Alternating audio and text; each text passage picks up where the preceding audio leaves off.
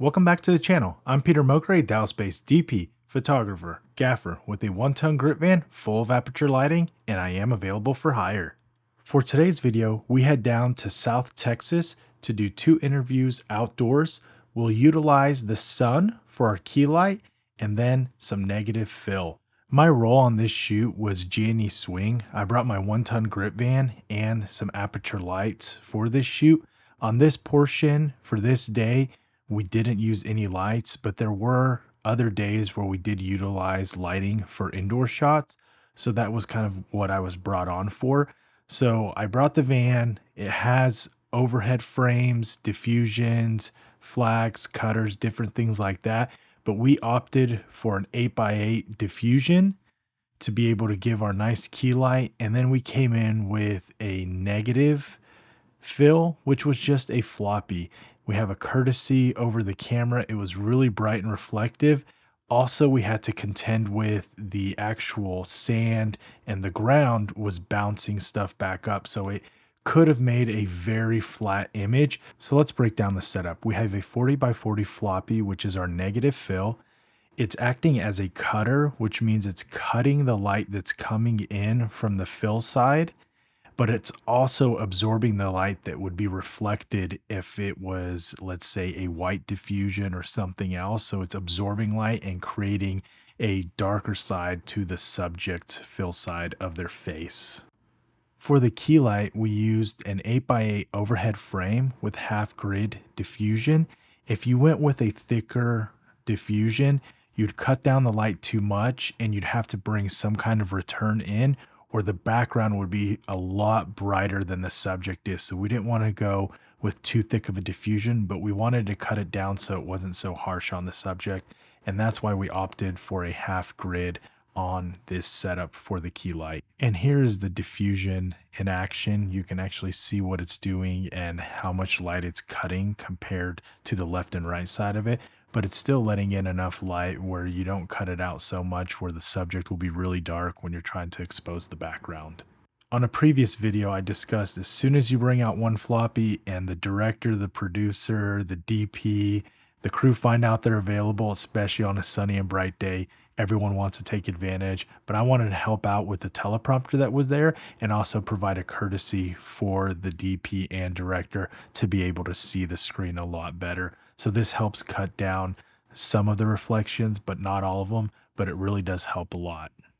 One of the big advantages of this shoot location was I was able to bring the van in as close as I wanted to camera and to the setup location.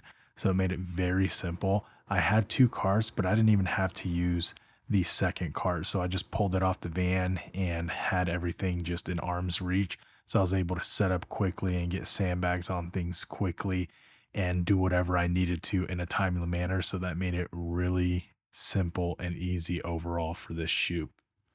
When shooting outdoors, you're always combating the sun and the elements. I always check where the sun's going to be before, during, and after the shoot so I know where everything lands.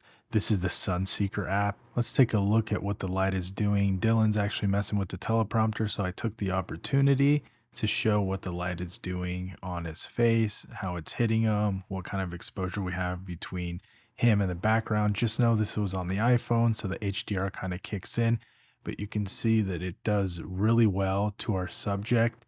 He's standing there with the hard hat where we're getting that negative fill kicking in really nice. And then we have the courtesy doing its job. When you set up an 8x8 frame outdoors, be prepared for it to possibly get gusts of winds. We bagged it extra secure. Those are my 20-pound shot bags, which put 40 pounds on each stand. If you look at the shadows on the ground, the courtesy is creating a shadow on the left-hand side and the diffusion is creating a shadow just under the feet of the subject that's being interviewed. And you could tell a difference between the two. Light is coming through on one and light is really not coming through on the other. You still will get the reflections coming up. So that's why we brought in that negative fill so we could get some contrast. But the difference between the subject and the background, it has a pretty good ratio, and we'll be able to see that momentarily. The Texas sun is very unforgiving, so the interview subject wore sunglasses so he could read the teleprompter and also to avoid squinting in camera. Now, let's take a look at what the shots look like. These were pulled from YouTube, so they're 1080p scaled up to 4K, so they fill your frame. What do you think of the negative?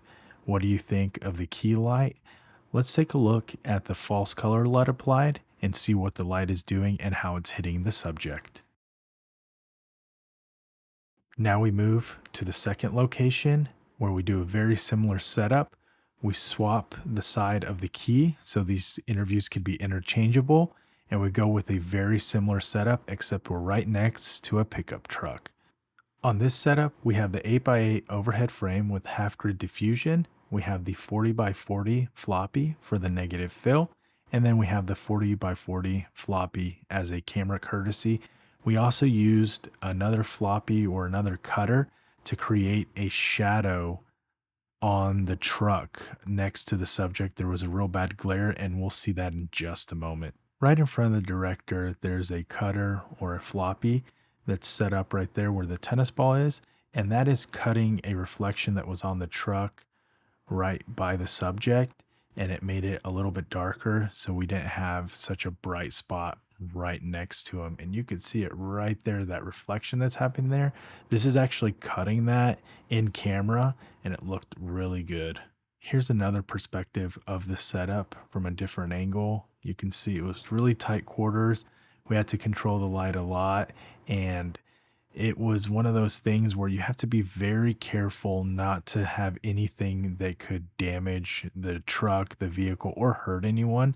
So we had to be really cautious on everything, and everything was in very tight quarters, but we ended up making it work. So it's kind of funny. I always tell people you don't really know what's going on outside of the frame. It's just one of those things that you can do a lot to make the image look great, but people just don't know what happens.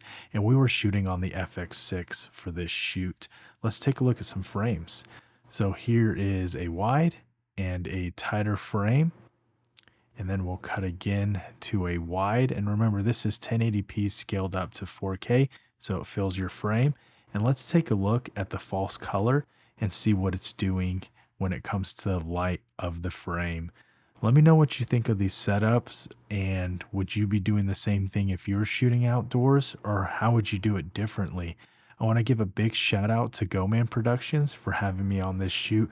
This three-man team is amazing. It's a father and his two sons, and they knock it out of the park. If you enjoy this content, check out some of these other videos right here or here. Thanks so much for watching.